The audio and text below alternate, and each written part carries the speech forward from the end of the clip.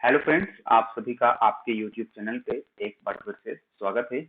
और आज इस वीडियो में हम बात करने जा रहे हैं इंडियन नेवी अग्निवीर एसएसआर का जो फॉर्म है 1/2023 बैच का, उसको आप ऑनलाइन कैसे कर सकते हैं। तो चलिए वीडियो को शुरू करते हैं बिना कोई देरी के। तो यहाँ पर आप देख सकते हैं एग्जामिनेशन फीस सभी का कैटेगरी का सिर्फ 500 रुपये में पे करना पड़ेगा। तो डिस्क्रिप्शन में लिंक मिल जाएगा, आपके सामने ये पेज ओपन हो जाएगा जहाँ पे आपको रजिस्टर का ऑप्शन देखने को मिलेगा। आपको रजिस्टर के ऊपर क्लिक करना है और उसके बाद यहाँ पे आपका जो नाम ईमेल आईडी होगा वो देना है, आपका मोबाइल नंबर देना है और फिर आपका ईमेल आईडी और पेरेंट का नेम होगा, चाहे पापा का चाहे मम्मी का नाम लिख सकते हैं। इसके बाद यहाँ पे नेशनैलिटी आपका सिलेक्शन करना है और इस कैप्चा कोड को यहाँ डाल के रजिस्टर का ऑप्शन है इसके ऊपर आपको क्लिक करना होगा। इसके ऊपर जब क्लिक करेंगे तो यहाँ पे आपका डिटेल दिखेगा, आप देख लीजिएगा सब सही है तभी ओके के ऊपर क्लिक कीजिएगा। इसके बाद यहाँ लिख के आ जाएगा कि आपका यहाँ पे साइन अप हो चुका है सक्सेसफुली और एक वेरिफिकेशन लिंक दिया है आपके ईमेल आईडी पर, आपको उसको वेरीफाई करना होगा। अब इसको वेरीफाई करने के लिए आपको अपना ईमेल आईडी पे जाना है और यहाँ पर आप देखेंगे click here to confirm your email का ऑप्शन आएगा, आपको इसके ऊपर क्लिक करना है। इसके बाद यहाँ पे लिख के आ जाएगा कि आपका ईमेल सक्सेसफुली वेरीफाइड हो चुका है। अब आपको यहाँ पर अपना मोबाइल नंबर को वेरीफाइड करना है। इसके बाद यहाँ पे कैप्चा दिखेगा, इस कैप्चा को यहाँ पे आपको क्या करना है, भर देना है और उसके बाद यहाँ पर जनरेट ओटीपी का ऑप्शन आएगा, आपको जनरेट ओटीपी के ऊपर क्लिक करना है। इसके बाद आपके मोबाइल के ऊपर एक ओटीपी आएगा, आपको वो ओटीपी का इस्तेमाल करके आपको यहाँ पे मोबाइल को वेरीफाई भी कर लेना है। तो ये जो ओटीपी होगा वो आपका 6 डिजिट का होगा, ठीक है। तो यहाँ पे आप ओके के ऊपर क्लिक करेंगे और यहाँ पर आपको ओटीपी यहाँ पे डाल देना है। तो ओटीपी डालने के बाद यहाँ पे आपको पासवर्ड बनाने के लिए कहा जाएगा और यहाँ पे देख सकते हैं पासवर्ड जो आपका है वो 8 से 20 कैरेक्टर का होना चाहिए, जिसमें कि एक कैपिटल लेटर होना चाहिए और एक स्मॉल लेटर होना चाहिए और कोई नंबर होना चाहिए और जैसे स्पेशल कैरेक्टर @ स्टार डॉलर कुछ ऐसा आपको इस्तेमाल करके बना लेना है। पासवर्ड बनाने के बाद आपको कैप्चा कोड भरना है और सबमिट का ऑप्शन आएगा, आपको सबमिट के ऊपर क्लिक करना है। यहाँ पे लिखा जाएगा कि आपका मोबाइल नंबर वेरीफाइड हो चुका है और फिर आपको यहाँ पे ईमेल आईडी पे आना है लॉगिन पेज पर। यहाँ पे अपना पासवर्ड और ईमेल आईडी डालना है और इस कैप्चा कोड को फिर से यहाँ पे फिलअप करना है और इसके बाद आपको लॉगिन के ऊपर क्लिक करना है।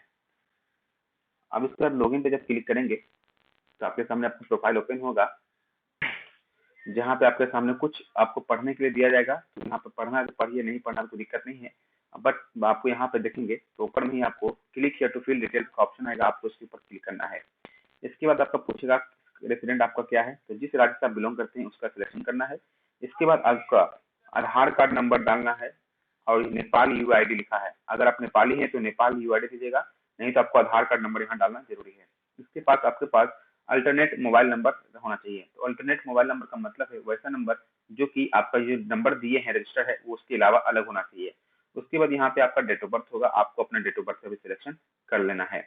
डेट ऑफ बर्थ जब सिलेक्शन कर लेंगे अब इसके बाद यहाँ पे आपको अपना नाम लिखना है, फर्स्ट नेम, मिडिल नेम और लास्ट नेम लिखना है।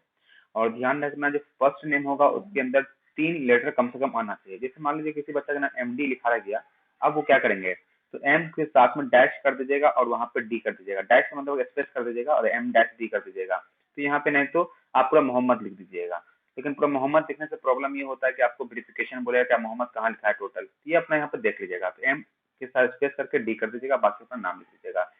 इसके बाद अगर पापा का नाम यहाँ या मम्मी का नाम लिखना है, गार्जियन का नाम देना है दीजिए, छोड़ना है तो छोड़ सकते हैं।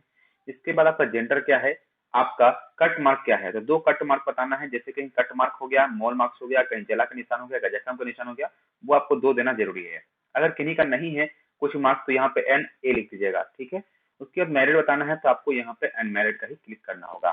इसके बाद यहाँ पे फोटो, सिग्नेचर और आपका डोमिसाइल सर्टिफिकेट अपलोड करना पड़ेगा। जिसके पास डोमिसाइल सर्टिफिकेट नहीं है वो इस फॉर्म को अप्लाई नहीं कर पाएंगे, इसलिए आपको डोमिसाइल सर्टिफिकेट यानी आवासीय होना जरूरी है। फोटो जो है यहाँ पर 100 KB से ज्यादा नहीं होना चाहिए, जेपीजी फॉर्मेट में चलेगा। सिग्नेचर आपका जो है 50 KB से ज्यादा नहीं होना चाहिए और ये भी जेपीजी फॉर्मेट में चलेगा। इसके बाद आपका आवासीय होना चाहिए, 300 KB से ज्यादा नहीं होना चाहिए, जेपीजी फॉर्मेट में चलेगा। इस तीनों का आपको अपलोड करना है। इसके बाद यहाँ सेव का ऑप्शन आएगा, आपको सेव के ऊपर क्लिक करना होगा। सेव के ऊपर क्लिक करेंगे, ओके का ऑप्शन आएगा, आपको ओके के ऊपर क्लिक कर देना है। इसके बाद आप देखेंगे आपके पास नेक्स्ट पेज ओपन होगा कम्युनिकेशन डिटेल का। तो यहाँ पे आपको देखेंगे एड्रेस लाइन 1 होगा, तो यहाँ पे अपना विलेज का नाम और वार्ड नंबर यहाँ लिख सकते हैं। एड्रेस लाइन 2 में यहाँ पर पोस्ट ऑफिस और थाना आपको यहाँ पे लिख देना है, ठीक है। इसके बाद आपका स्टेट क्या है, डिस्ट्रिक्ट क्या है और पिन कोड क्या है वो लिखना है। इसके बाद अगर आपका परमानेंट एड्रेस करस्पॉन्डेंस से सेम है यानी कि टेम्पोररी से सेम होगा तो आपको इसके ऊपर क्लिक कर देना है, आपका सेम टू सेम एड्रेस नीचे भी फिलअप हो जाएगा। इसके अलावा सेव के ऊपर क्लिक कर देना है।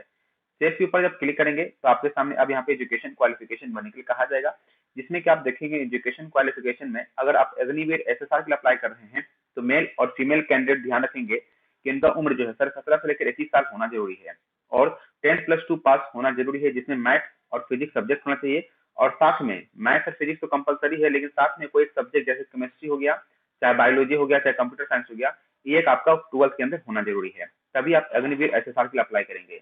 लेकिन अगर आप अग्निवीर एमआर के लिए अप्लाई कर रहे हैं तो आपको सिर्फ 17 से 21 साल होना जरूरी है और 10th पास होना चाहिए किसी बोर्ड से, ठीक है, जिसका रिकॉग्नाइज है state of government of India से रिकॉग्नाइज होना चाहिए। अगर सीजीपीए वाले बच्चे फॉर्म भर रहे हैं तो ध्यान रखना है, कैंडिडेट को एडवाइस किया जा रहा है कि वो अपने कैलकुलेट को सीजीपीए को परसेंटेज में कन्वर्ट कर लेंगे। जैसे परसेंटेज मान लीजिए सीजीपीए किसी का 10 सीजीपीए आता है तो उसको क्या करते हैं 9.5 से मल्टीप्लाई करते हैं, तो उससे क्या होता है परसेंटेज आपका कैलकुलेट होकर आ जाता है, ठीक है, वो यहाँ बताया गया है।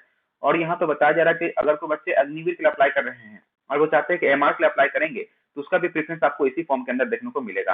अब इसके बाद यहाँ पे एजुकेशन क्वालिफिकेशन का डिटेल्स है, तो जो आपका हाईएस्ट क्वालिफिकेशन होगा आपको उसका यहाँ पे सिलेक्शन करना है, जो 10th 12th जो भी आपको होगा।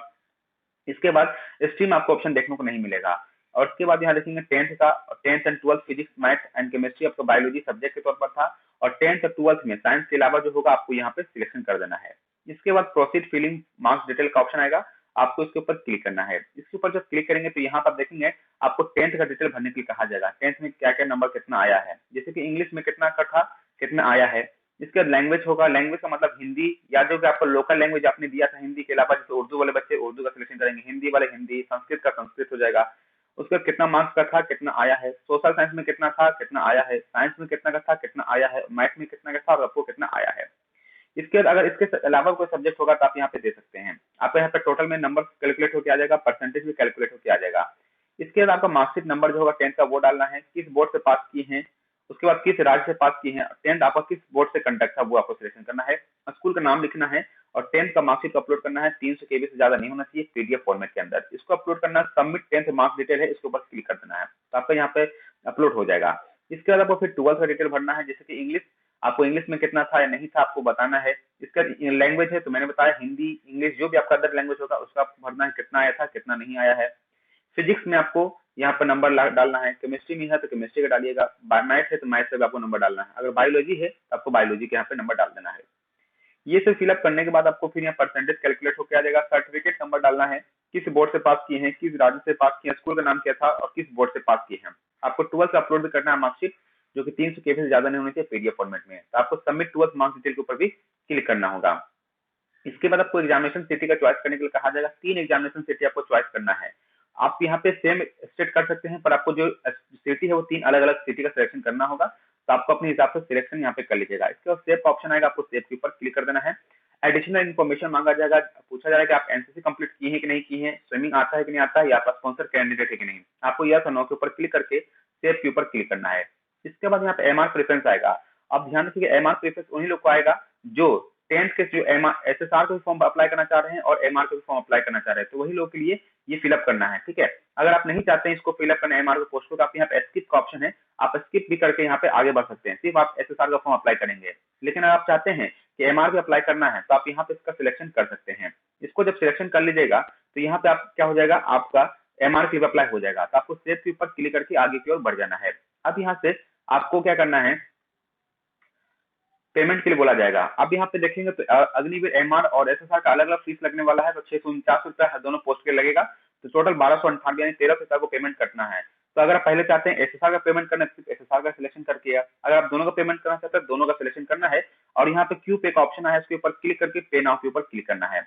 इसके बाद आपका पेज ओपन होगा, फिर यहाँ से पूछेगा कि आप किस माध्यम से पेमेंट करना चाहते हैं, तो देख लीजिएगा कि यूपीआई से यहाँ पे पेमेंट जो है वो फीस बहुत ही कम है। अगर आपका डेबिट कार्ड रुपए का है तो इसका इस्तेमाल कीजिएगा, लेकिन आजकल सभी पास यूपीआई होता है, आपको कम पैसा लगाना है तो यूपीआई का सिलेक्शन करके कंटिन्यू पेमेंट के ऊपर क्लिक कर दीजिएगा। इसके बाद यूपीआई कोड आपको डालना होगा। यूपीआई कोड यहाँ पे बोला है किस बैंक का आपका है, तो अपना बैंक का नाम का सिलेक्शन कर लीजिएगा। इसके बाद पे नाउ का ऑप्शन आएगा, पे नाउ के ऊपर आपको क्लिक कर देना है। तो यहाँ पे जो पेमेंट मोड आ रहा है आपको यहाँ पे कंप्लीट कर सकते हैं। तो इस प्रकार से पेमेंट करने के बाद आपको फिर से होम पेज पे आना है, वहां से प्रिंट एप्लीकेशन का ऑप्शन मिल जाएगा, आपको प्रिंट एप्लीकेशन से प्रिंट आप निकाल के रख सकते हैं। इस प्रकार से जो आपका फॉर्म है वो फाइनली प्रिंट हो जाएगा और इस प्रकार से आपको कोई प्रॉब्लम नहीं होगा। आशा करता हूँ ये वीडियो समझ में आ गया हो कैसे फॉर्म को भरना है। मिलेंगे जल्दी नेक्स्ट वीडियो में। Thank you for watching this video.